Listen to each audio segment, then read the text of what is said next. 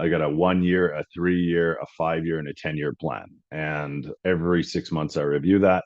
And then when you want to dial that down, we use something called EOS, which is basically a system. I don't know if you guys are familiar with it, but it really breaks down, say, the year into quarters, right? And then within those quarters, so you're assigning your company goals, right? What is our mission this year? What do you want to do? What is our focus, right? Or what are our focuses? And then you go ahead and set your parameters up in that stuff and get really strict. As hard as it is, you're not going to have the time to do it. You're going to come up with excuses saying, you know what? I don't have time to do this. Like, I need sleep. Skip doing something else if you have to, but maintain that rigidity so that when your staff comes, they're like, yeah, these guys are on it. And when you do that, you provide them with a comfort of transparency. So, like, we roll out all our sales numbers internally, everyone in our company sees them. And we have analytics for everything. Like, our analytical biweekly meeting goes down to how many clicks. Like, it's insane how it's grown over the last 3 years. Retargeting ads, BAs, tracking, engagement, all this kind of stuff. And you go, like, in the beginning, why would I do that? Right.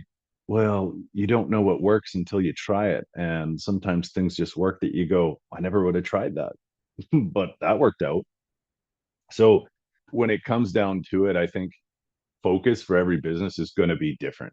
I can't say one statement that I think is going to work for somebody else's business if they're selling books or doing whatever. But I think in today's world, I think you can definitely take a look at your online platform and focus on that. So when we started out, yeah, I always like to say between a bunch of guys, and I'm being frank, I would take a dollar from anywhere, like straight up. I would take a dollar from everywhere. And really, when you look at that dollar, what are your main sales channels? Well, you got B2B, you got B2C, and then you've got any other online platforms, right? And where those come from, whether it be Amazon, whether it be some other like Walmart, whatever it is, wherever you want to be or wherever you envision your company being. And I remember we hired a saleswoman who'd been around and she worked for the big Fortune 500. And she came to us just out of kindness, didn't want anything, this woman. And I won't say her name because she was an angel in disguise. And she said, Craig, you got to get hyper focused.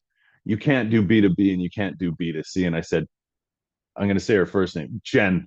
I don't have a choice. I got to take a dollar from wherever I can get it right now because are you sweating over the bank account that's bleeding right now?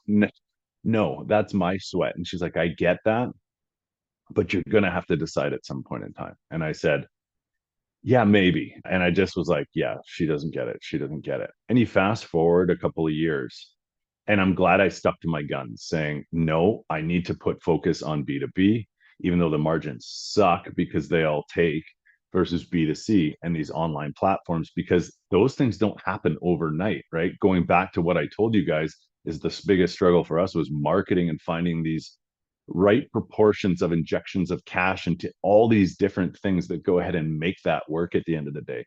It isn't just one thing. It's like 50 plus things that go into it. And if everybody's not doing their part in that every day, it's a lost cause. It'll just sink, right? Or you're just pissing away money.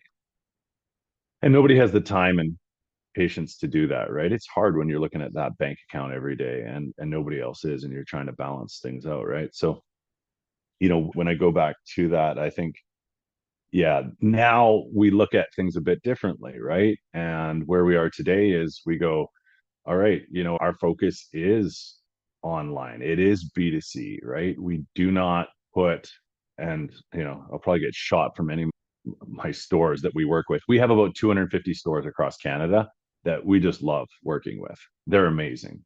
And we are in there and like they love us because we're putting a transparent product on the market. And these are all NDs or people who have worked with traditional medicines. And they're like, where the fuck did you guys come from? And we want more of it, right? Those are the partnerships that we get out of bed for. Those are the partnerships that we go deliver to ourselves, that our staff go deliver on the weekends.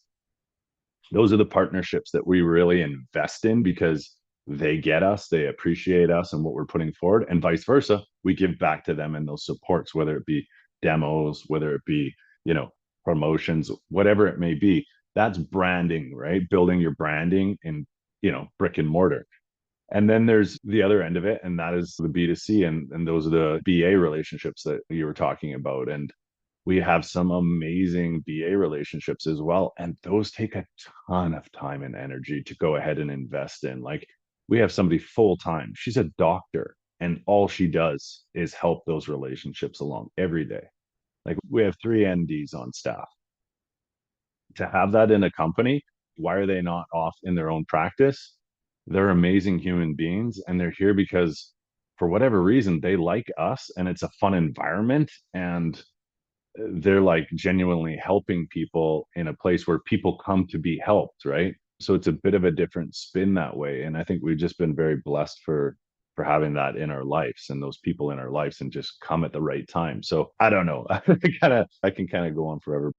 Thanks so much for watching. If you enjoyed that video, I think you'll enjoy this one as well. And while you're at it, please subscribe to our channel. We'd really appreciate it.